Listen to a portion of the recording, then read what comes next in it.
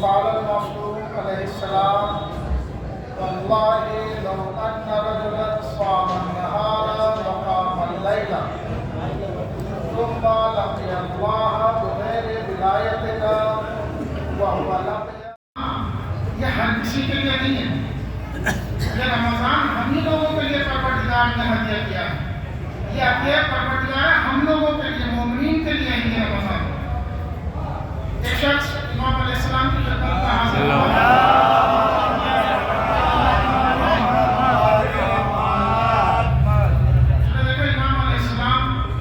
رمضان سے متعلق فضائل بیان فرما رہے ہیں. اسی وقت اس نے کہا کہ مولا میں نے دیکھا ہے کچھ لوگ دوسرے لوگوں کو بھی تو وہی بڑی عبادت کرتے ہیں, روزہ رکھتے ہیں, دوسری چیز کرتے ہیں. تو امام علیہ السلام نے فرمایا, یہ جو میں نے حدیث آپ کے سامنے پیش کیا, واللہ خدا کی قسم لو ان رجلا صام النہار, اگر کوئی شخص دن میں روزہ رکھے اور رات میں نماز پڑھے لیکن ہماری ولایت کو قبول نہ کرتا ہو تو اس کا کوئی روزہ اور کوئی سی حالت میں مر جائے اس کو کوئی سی قابل قبول نہیں. یہ رمضان پروردگار نے ہمارے لیے لکھا ہے. امام علیہ السلام اسی بیان کو فرما رہے تھے اور آپ نے فرمایا کہ یہ رمضان پروردگار کی نعمت ہے ہم لوگوں کے لیے. روزہ نعمت ہے اور صرف ہم ہی لوگوں پر واجب کیا ہے, ہم سے پہلے والی امتوں میں کسی کو پر واجب نہیں تھا. ایک شخص کے نیچے سے کھڑا ہوا تھا, اس نے کہا ہوگا قرآن کریم میں تو آیا ہے یا ایھا الذین آمنوا کتب علیکم الصیام کما کتب علی الذین من قبلکم. مولا قرآن کریم میں تو یہ بھی ہے کہ اے ایمان لانے والوں تمہارے اوپر روزے فرض کیے گئے ہیں جس طریقے سے تم سے پہلے والوں کے اوپر فرض کیے گئے تھے. امام علیہ السلام نے فرمایا وہ پہلے والے کون تھے؟ کیا وہ امتیں تھیں کہ جن کے اوپر روزے فرض کیے گئے تھے؟ نہیں, وہ امتوں کے اوپر فرض نہیں تھے بلکہ انبیاء کے اوپر فرض تھے. تو آپ یہ سمجھیں کہ آپ کے اوپر وہ کام واجب کیا گیا ہے جو اللہ کے خاص بندوں کے اوپر واجب ہوا. یہ روزے انبیاء کے اوپر فرض ہے, انبیاء کا کام اللہ تعالیٰ نے ہم لوگوں کو دیا. رسول اللہ کی امت ایسی ہے, ہمارے رسول کی امت ایسی ہے کہ جو انبیاء کے جو کام تھے ان کی دوست کے اوپر اللہ تعالیٰ نے رکھ دی, ان کی فضیلت دی. اور اس کے علاوہ آپ یہ دیکھیں جب ہم اس آیت پر توجہ کرتے ہیں یا ایھا الذین آمنوا, قرآن کریم میں سب جگہ پہ آمنوا کا خطاب نہیں ہے بلکہ بعض جگہ پہ اسلام لانے والے دوسری چیزوں, لیکن یہاں پہ ایمان والوں سے خطاب ہے. اب آپ خود فیصلہ کر لیجیے کہ ایمان والے کون ہو سکتے ہیں. وہ ہم ہی کو ہے جن سے خطاب کیا گیا ہے. لہٰذا ہم اس مہینے کی اہمیت کو جانیں. پروردگار نے یہ جو حرام لگائی ہوئی ہے, یہ جو ثواب لٹا رہا ہے پروردگار وہ ہمارے لیے ہے, اور اگر ہم ہی محروم رہ جائیں تو اس سے بڑے افسوس کی کوئی بات نہیں ہے. صلوات پڑھیں محمد.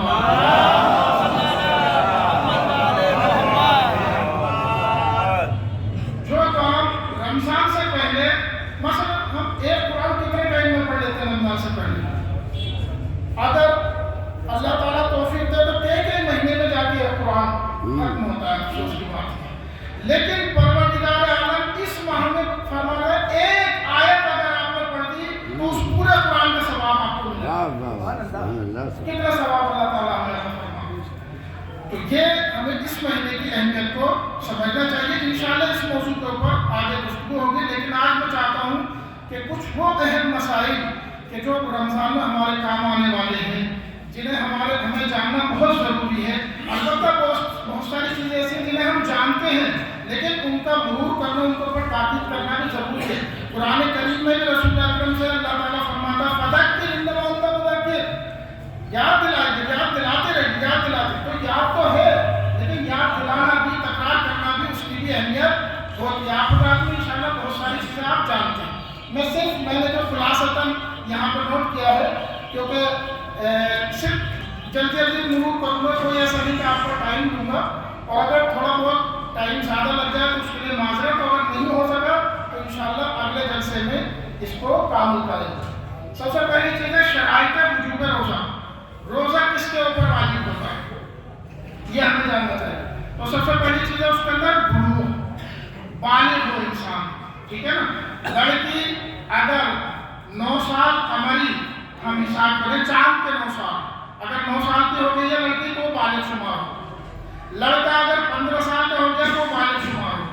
अलबत्ता सिर्फ ये 15 साल या 9 साल मियार नहीं है, बालिग होने की कुछ और चीज़ें भी हैं जो मियार है। मसलन ज़ेर नाफ़ सख्त बालों का उगाना, सोते जागते में एहतलाम का हो जाना, हत्ता चेहरे के ऊपर मर्दों के लड़कों के अगर सख्त बाल आ जाए तो वो भी बुलूग की अलामत। अगर इनमें से कोई भी एक अलामत जाहिर होती है तो उसके ऊपर रोज़ा वाजिब हो जाएगा। हमारे उलमा बुजुर्ग उलमा ऐसे थे कि जो जैसे ही रोज़ा वाजिब होता था, नमाज वाजिब होती थी तो वो जश्न किया करते थे, प्रोग्राम किया करते थे खुशी में कि परवरदिगार ने अब हमें अपने खिताब के लायक समझ तो जब तक जिम्मेदारी नहीं है, जब तक वालिद नहीं हो, परवरदिगार के कोई भी खिताब है ईमान लाने वालों रोज़ा रखो फला रखो तो उनसे खिताब नहीं है तो वालिद नहीं। तो इसके इसी खुशी में जब परवरदिगार अब हमसे गुफ्तगू करने लगा तो इस खुशी में जश्न किया करते थे। तो बुलूग की अलामत आपने समझिए खुलासे के तौर पर आक़ल है, इंसान साहिब आप दीवाने नहीं, दीवाने के ऊपर कोई जिम्मेदारी नहीं है, बेहोश ना हो, बेहोश होता है तो उसके अंदर कोई भी अक़्ल व शऊर बाकी नहीं बचता है। मुसाफिर ना होना, मुसाफिर के ऊपर रोज़ा नहीं है, मुसाफिर किसी भी तरह का रोज़ा नहीं रख सकता। हाँ सिर्फ एक रोज़ा है, अगर उसके ऊपर वाजिब रोज़े नहीं है और वो मुस्तहब रोज़े की नज़र मान सकता है तो कभी कभी मुस्तहब रोज़ा नज़री रोज़ा जिसे हम फिर वजूब की सूरत में ले लेते हैं तो वो रख सकता है, बाकी मुसाफिर कोई भी रोज़ा नहीं रख सकता है। मुज़िर ना होना, मुज़िर ना होने से मुराद क्या है यहाँ पे कि रोज़ा ज़रर ना रखता हूँ। एक तो होता है थोड़ा बहुत ज़ाफ़ आ जाना, कमज़ोरी आ जाना, तो ये तो ऑटोमेटिक रोज़े में आती है। आदमी ये सोच के रोज़ा ना रखे कि मुझ में कमज़ोरी आ रही है तो ये सही नहीं है, नहीं, वाक़ई ऐसा हो कि उसके लिए नुकसान का सबब बन रहा हो। मसलन आंखें हैं इंसान की, आंखें अभी वीक है, मसलन 2 पॉइंट वीक है, अगर वो रोज़ा रखेगा तो डॉक्टर कहता है कि तुम्हारी आंखें ऐसे मर्ज़ में मुब्तला है कि ये मसलन 4 पॉइंट हो जाएंगी, 6 पॉइंट हो जाएंगी। तो ऐसे शख्स के लिए वाक़ई अगर रोज़ा ज़रूरत करता है तो उसके लिए रोज़ा रखना वाजिब नहीं।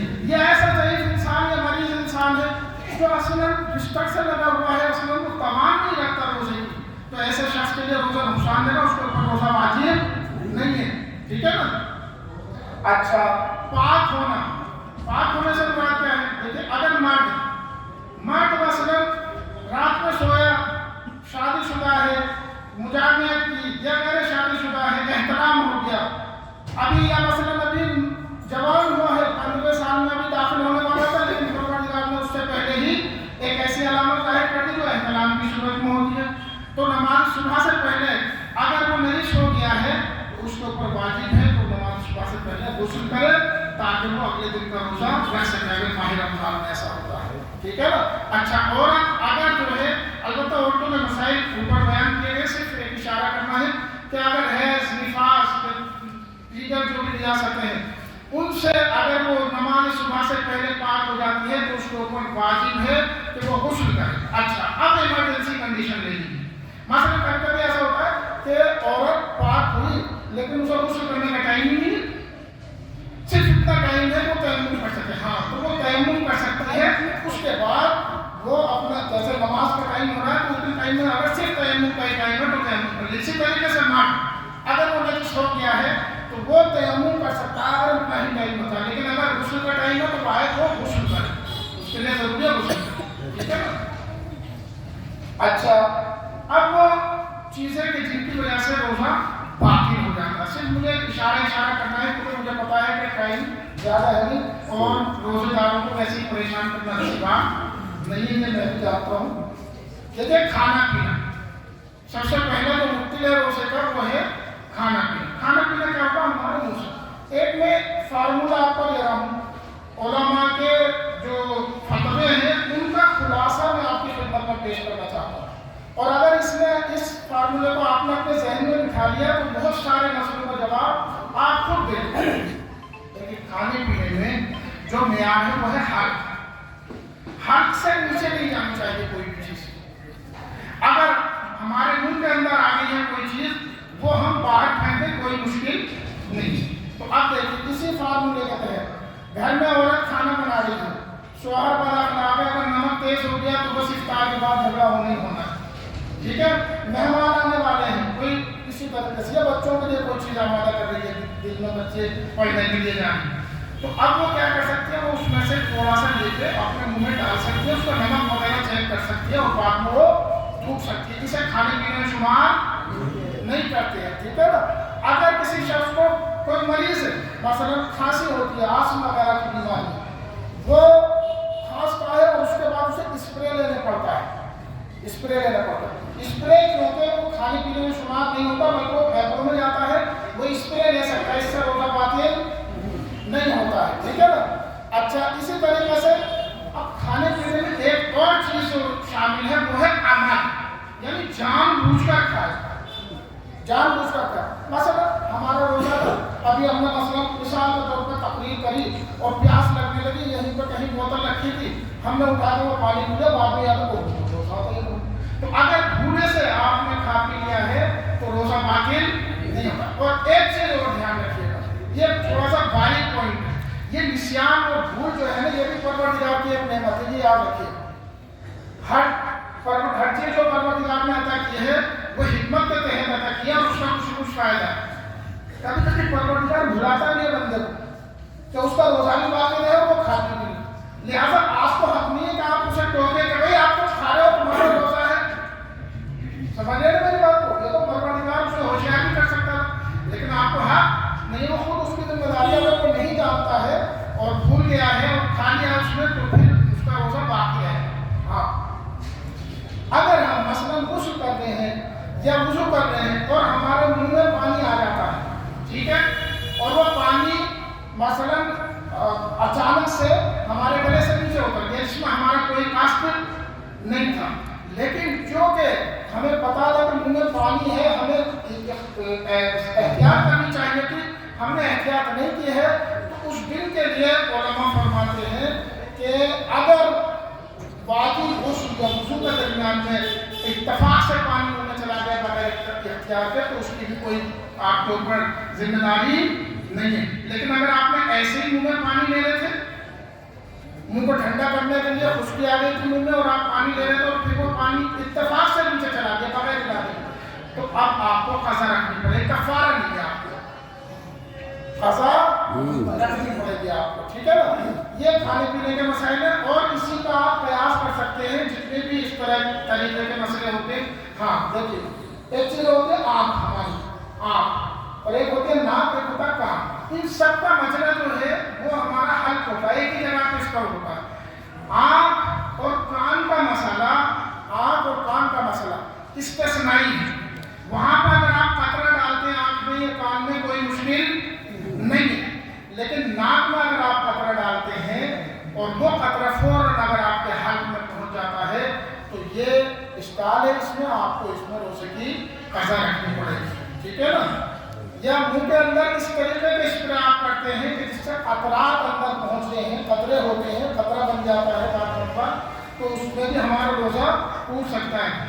اگر آکسیجن وغیرہ کسی کو لینے کی مجبوری ہے، بعض لوگوں کو آکسیجن لینا پڑتا ہے دن میں 2 مرتبہ، تو آکسیجن سے آپ کا روزہ ٹوٹتا نہیں ہے، یہ کھانے پینے کا مسئلہ۔ جماع کا مسئلہ واضح ہو چکا ہے پہلے، جو ہے جماع یعنی انسان جو ہے وہ مثلا شب میں جماع کرے تو اس کے بعد اس کے اوپر ضروری ہے کہ وہ نماز صبح سے پہلے غسل کر لے، ٹھیک ہے نا۔ استنجا بعض افراد ایک مرض میں مبتلا ہو جاتے ہیں کہ اپنے ہی ہاتھوں سے استنجا کرتے ہیں اور اپنے آپ کو نجس کر دیتے ہیں، یہ علاوہ اس کے ایک بہت بڑا گناہ ہے اور انسان کو بہت سارے مرضوں میں مبتلا کر دیتا ہے، روزے کے باطل ہونے کا بھی سبب ہے۔ لہذا اگر یہ فعل آپ نے انجام دیا ہے تو آپ کے اوپر علاوہ اس کے کہ روزے کی قضا رکھنی پڑے گی، کفارہ بھی رکھنا پڑے گا آپ کو۔ یہ کفارے کے بارے میں انشاءاللہ بھی گفتگو کرتا ہوں۔ ایک اور اہم پوائنٹ جس میں ہم مبتلا ہو جاتے ہیں کبھی کبھی اور ہمیں پتہ بھی نہیں چلتا ہے، جھوٹی نسبت دینا معصوم کی طرف، اللہ کی طرف، امام کی طرف۔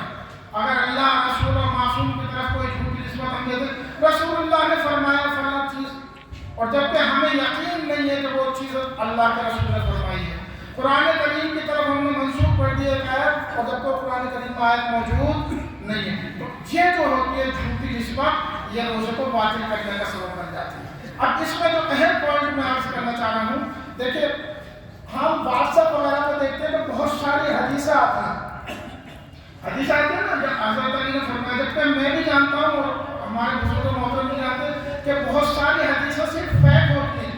ایک جملہ جو ہمیں اچھا لگ رہا ہے، ہم نے امام کی طرف اگر منسوخ کر دیا حالت روزہ میں، اور وہ ہم نے شیئر کر دی، جو ہے ہم نے تائید کر دی، تو یہ بھی ہمارے روزے میں اشکال کا سبب بن رہا ہے۔ کتنی بار چیز یاد ہے، واٹس ایپ پہ کوئی بھی ایسی چیز شیئر نہ کرے جس کے بارے میں آپ کو یقین نہ ہو کہ یہ اللہ رسول یا امام کا قول ہے یا نہیں۔ جب تک یقین نہ ہو جائے آپ اسے شیئر نہ کیجیے، ٹھیک ہے نا۔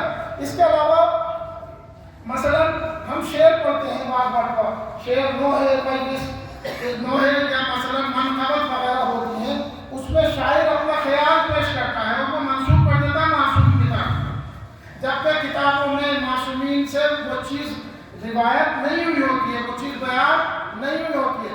اور اگر ہم نے حالت روزہ میں ایسے شعر پڑھے یا کہے یا بیان کیے تو یہ چیز تو ہمارے روزے کو باطل کرنے کا سبب بن جاتی ہے۔ لہذا علماء بہت احتیاط کرتے تھے کہ دن میں اس طریقے کے کیسے بھی منفرد کے بھی مدھیان شعر نہیں پڑھتے تھے۔ حتیٰ مثلا اس ٹائم جیسے ہم بول رہے ہیں تو وہ کبھی نہیں کہتے تھے کہ امام باقر نے فرمایا، امام جعفر صادق علیہ السلام نے فرمایا، بلکہ فرماتے تھے یا فرماتے ہیں کہ یہ قول منسوب ہے ان کی طرف، تو منسوب ہے سے تھوڑا بچاؤ ہو جاتا ہے انسان کا، ٹھیک ہے نا۔ تو یہ بھی ہم نے وہ چیزیں یہاں پہ بیان کری، یہ سب منسوب ہے معصومین کی طرف، اور خدا نخواستہ اگر ایسا ہو تو تاکہ ہمارا روزہ باقی رہ جائے۔ ایک اور اہم مسئلہ کہ جو ہمیں جاننا چاہیے، غبار غلیظ کو حلق تک پہنچانا۔ غبار غلیظ کیا ہوتا ہے؟ جیسے آٹا وغیرہ کی چکی ہوتی ہے تو وہاں پر آٹا اڑتا رہتا، ٹھیک ہے نا۔ ایسی جگہ پر کام کرنے والوں کو ضروری ہے کہ اگر آٹا اڑ رہا ہے تو اپنے چہرے پر ماسک وغیرہ لگا لیں تاکہ وہ ذرات ہمارے ہاتھ سے نیچے نہ جائیں، ورنہ ہمارے روزے کے باطل ہونے کا سبب بن جائے گا۔ یا مثلا آندھی آ رہی ہے، دھول اڑ رہی ہے بہت زیادہ، اگر دھول اڑ رہی ہے تو اس سے کہتے ہیں غبار غلیظ۔ غبار غلیظ ہمارے ہاتھ سے نیچے اگر چلا جاتا ہے تو ہمارے روزے کو باطل کرتے ہیں۔ لیکن بعض چیزیں ایسی ہوتی ہیں جسے ہم سوچتے ہیں غبار ہے، لیکن وہ غبار لطیف ہوتا ہے، تو غبار لطیف کبھی بھی روزے کے باطل کرنے کا سبب نہیں بنتا ہے، ٹھیک ہے نا۔ مثلا ہم گئے کہیں پہ، پانی ابل رہا ہے وہاں پہ، تو وہ جو بھاپ ٹائپ آ رہی ہے وہ ہمارے چہرے سے مس ہو رہی ہے تو وہ بھاپ پانی کی، لیکن اسے ہم غبار غلیظ نہیں کہہ سکتے، اسے کہیں گے غبار لطیف، ٹھیک ہے نا۔ اس کے علاوہ اگر ہم مثلا حیض پہ، جنابت پہ، نفاس وغیرہ پہ اگر نماز صبح تک باقی رہتے ہیں تو یہ بھی ہمارے روزے کے باقی ہونے کا سبب بن جاتا ہے۔ امالہ کرنا، امالہ یعنی انیمہ کرنا ہوا ہے، انیمہ ہوتا ہے۔ انیمہ دو طرح سے ہو سکتا ہے، دیکھیے یہ تو ہم کھانا پینا جو بھی کرتے ہیں یہ ہمارے شکم میں جاتا نہیں جاتا، تو شکم کا ایک راستہ تو یہ ہمارا منہ ہے، ٹھیک ہے نا۔ لیکن بعض مرتبہ ڈاکٹر معالجے کے لیے بعض مریضوں کے لیے جب ان کے مثلاً پریشانی ہوتی ہے، پیٹ میں سختی ہو جاتی ہے تو انیمہ وغیرہ کرتے ہیں۔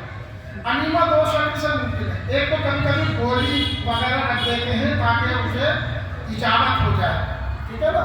تو اگر گولی وغیرہ جو خشک چیز ہے اس سے انیمہ کیا گیا ہے تو اس کا روزہ باطل نہیں ہوگا، لیکن اگر کسی تر چیز کے ذریعے سے وہ کام کیا گیا ہے تو یہ روزے کو باطل کرنے کا سبب ہے، ٹھیک ہے نا۔ یہ ان مریضوں کے لیے جو پریشان ہوتے ہیں، کبھی کبھی جب زیادہ ایج ہو جاتی ہے اس طرح کی مشکلات میں انسان مبتلا ہو جاتا ہے۔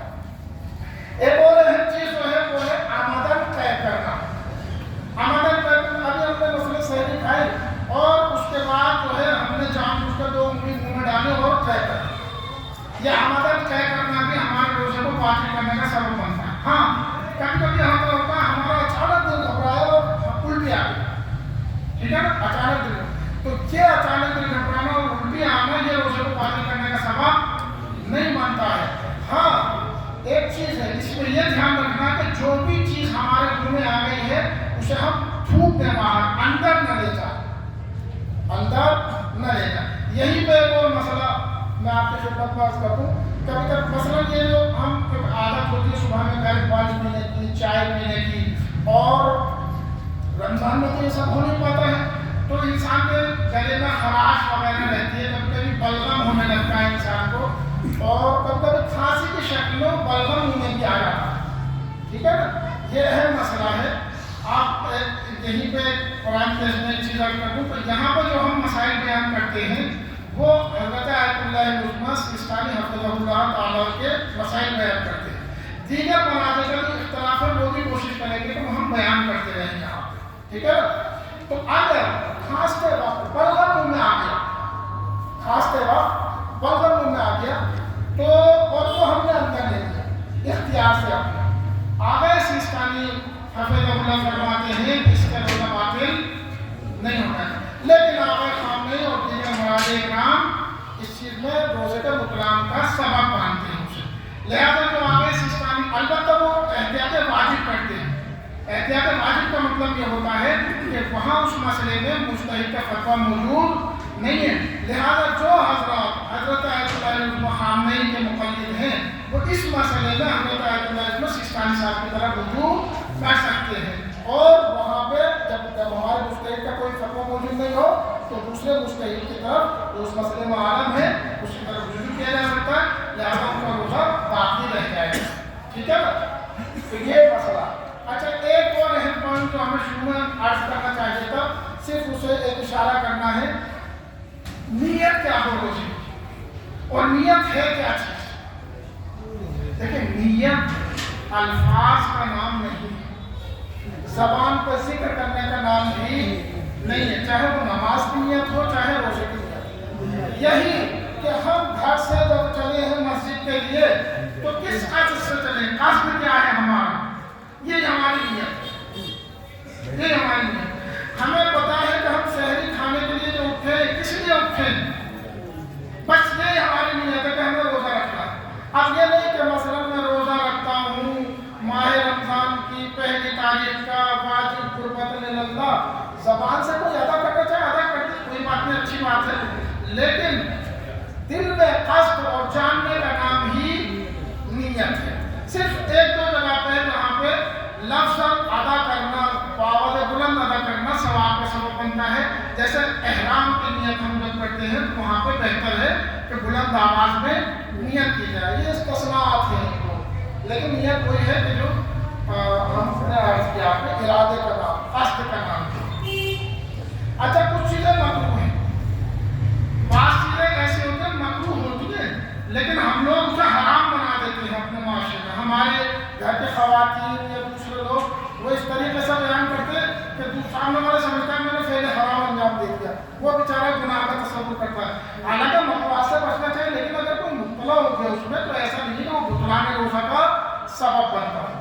صرف میں ایک اشارہ میں یہاں پہ بیان کروں گا کیونکہ ظاہراً وقت بھی ہونے والا ہے۔ آنکھ میں دوا ڈالنا مکروہات میں سے، تو یہ روزے کو باطل، سرما لگانا مکروہات میں سے، روزے کو باطل۔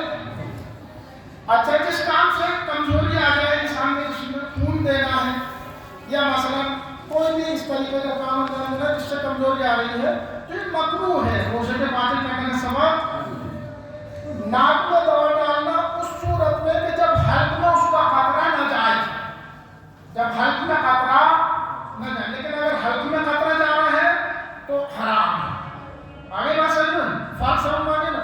بعض اسپرے اس طریقے کا ہوتے ہیں جیسے وکس کی ایک وہ چلتی تھی ڈراپ وغیرہ کیا تھا، وہ ناک میں لگا لیتے ناک کھول دیتی تھی، تو اس سے قطرہ تو جاتا نہیں ہے، تو اس سے روزہ باطل نہیں ہوتا، لیکن کراہیت اس کے اندر بھی ہے۔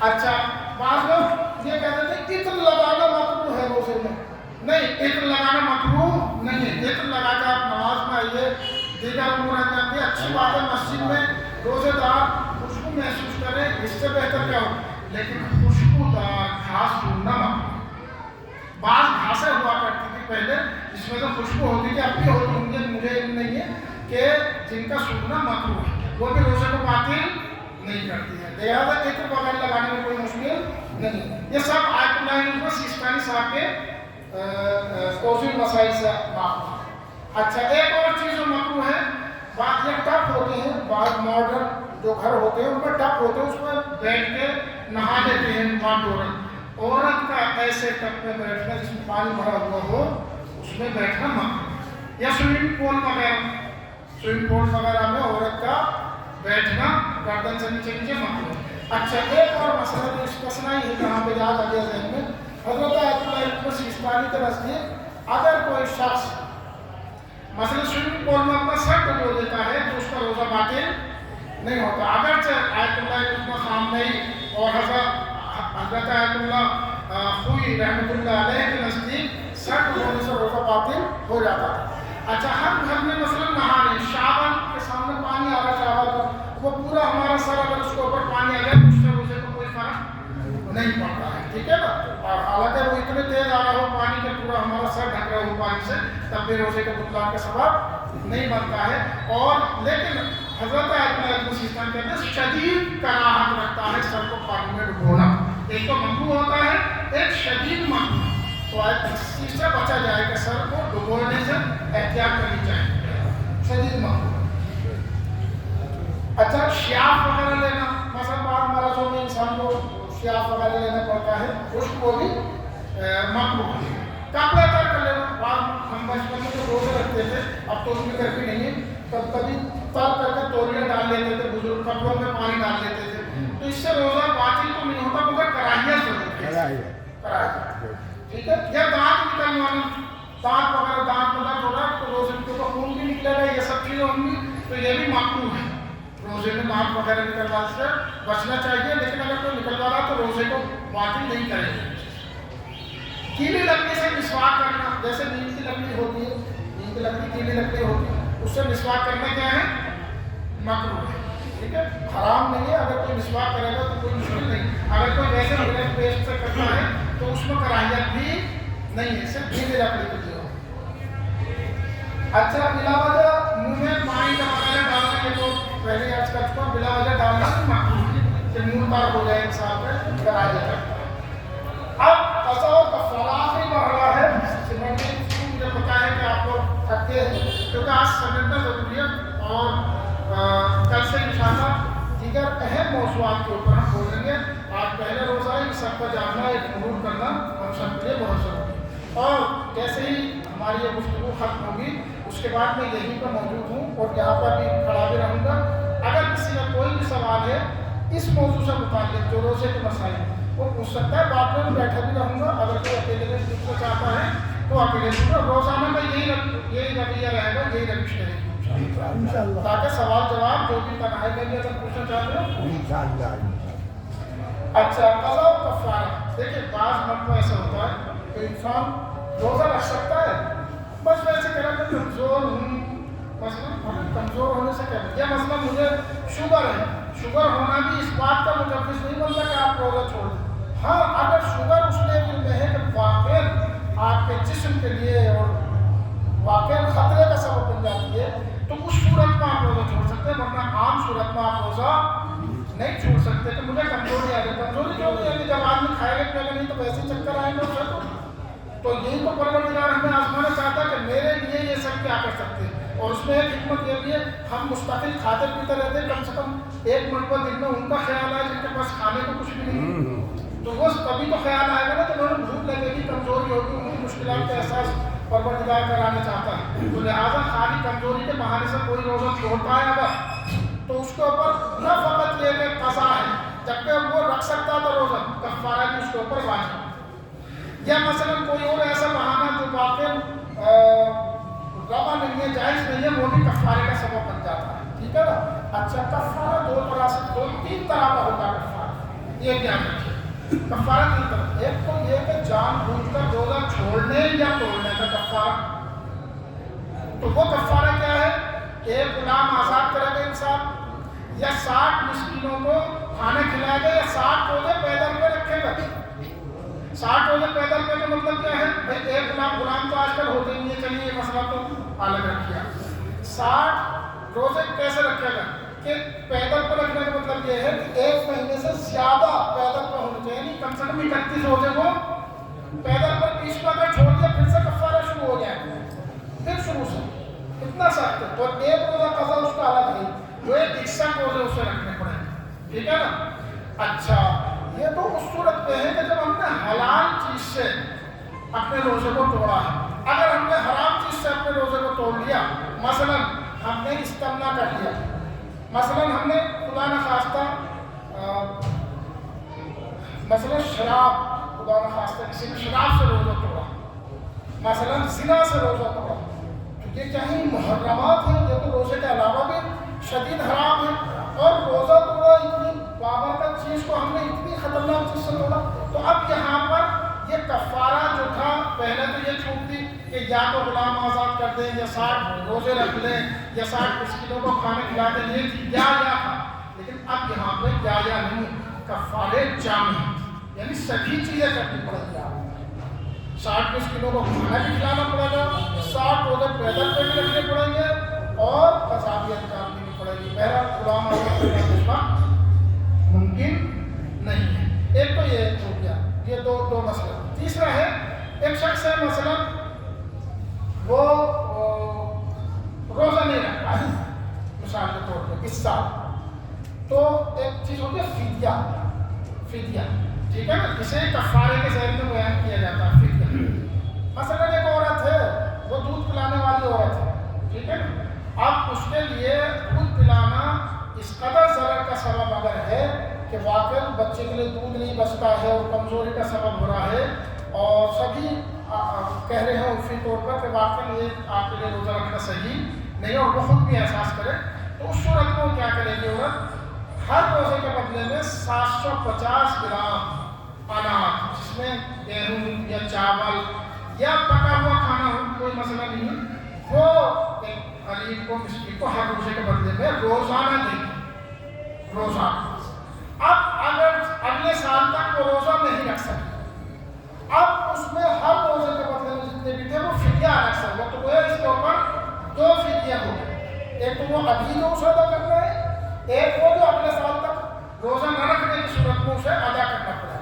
لیکن عام طور پر جیسے ہم لوگ مثلا سفر میں چلے گئے، روزہ چھوٹ گیا، اب پورے سال ہم نے، ابھی اس سال ہمیں کوئی فدیہ ادا نہیں کرنا، اگلے سال تک اگر ہم نے روزہ نہیں رکھا تو علاوہ اس کے قضا تو ابھی ہماری گردن پہ ہے گی، ایک فدیہ ہمیں ان روزوں کا ادا کرنا پڑے گا۔ ایسے مریض کے لیے بھی یہ حکم ہے۔ البتہ وہ شخص کہ جو پورے سال ہی مریض رہے، اصلاً اس کے شفا یاب ہونے کی امید ہی ختم ہو گئی، پورا آدمی ہو گیا بہت سارا، تو اس کے اوپر روزہ ہی واجب نہیں، چاہے سکتے قضا و کفارہ، اس کے اوپر روزہ ہی واجب نہیں، چاہے وہ مرد ہو یا عورت۔ اچھا جی، ایک اور چیز جو یہاں پہ عرض کرنا چاہتا ہوں، دیکھیں 750 گرام کھانے کا یہ مطلب نہیں ہے کہ آپ جو ہے مثلا گیہوں یا چاول کوئی بھی چیز دے دیں، اگر آپ نے انہیں کھانا کھلا دیا 60 مسکینوں کو، یا یہ جو ہم نے 750 گرام کی مقدار دے دی ہے، تو یہ آپ لوگوں کے لیے کفایت کرتا ہے۔ السلام علیکم ورحمۃ اللہ وبرکاتہ۔